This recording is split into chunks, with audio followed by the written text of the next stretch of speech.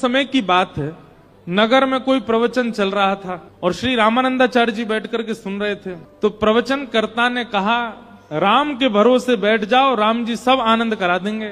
लेकिन यहां पर रामानंदाचार्य जी ने यही अर्थ लगा लिया कि राम राम करो तो राम जी पूरा जीवन पालन करा देंगे। तो रामानंदाचार्य जी व्यास जी से कहा, बोले भगवान आप व्यास मंच पर बैठे हैं, हम आपसे कुछ कह तो नहीं सकते, आपकी सारी बातें स्वीकार हैं, पर आप कह रहे हैं राम जी के भरोसे बैठ जाओ, राम जी रोटी खवा देंगे क्या?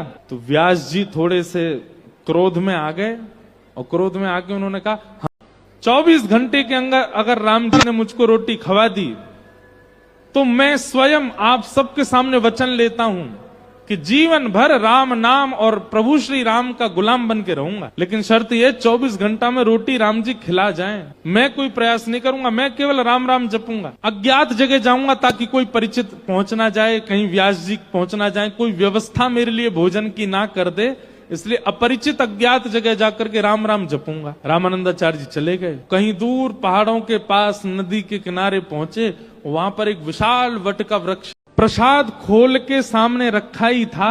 इतने में ही एक डाकू आ गया और डाकू अपनी सेना के साथ आया, आकर के बोला, इन सबको बंदी बनाओ, इनके पास जो कुछ हो सब कुछ लूट ले चलो। वो बेचारे खा भी नहीं पाए, हाथ ऊपर करके खड़े हो गए। उनके झोला वोला देखे तो उसमें कुछ कपड़े, कुछ दक्षिणा, कुछ ग्रंथ किताब मिली। डाकुओं ने बोला सब हरण कर लो।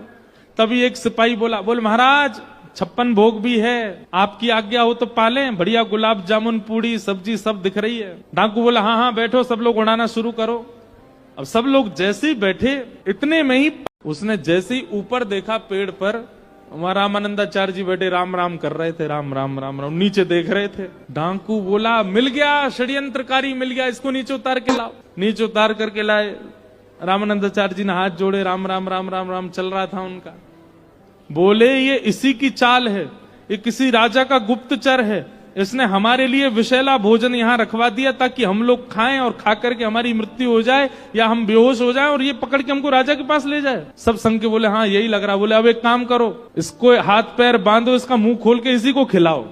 बोले भैया राम नाम खिलाता नहीं है, जबरदस्ती हाथ पांव बांध के खिलाता है, ये राम नाम का प्रभाव है। महाराज रोटी सब्जी गुलाब जामुन पकौड़ी कचौड़ी रायता सब खवा दिया उनको। पेट बिल्कुल तर हो गया। अब वो प्रसाद तो था 10-5 लोगों का, अकेले रामानंदाचार्य जी बेचारे कितना पाए।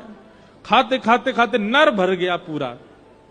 तब डाकू के जो लोग थे उन्होंने कहा, महाराज जी थोड़ा देख तो लीजिए, अगर ये जीवित रह जाए, इसको कुछ ना हो तो बचा हुआ हम पालेंगे। थोड़ी देर बाद देखा रामानंदाचार्य जी को कुछ नहीं हुआ तो बाकियों ने भी पाया।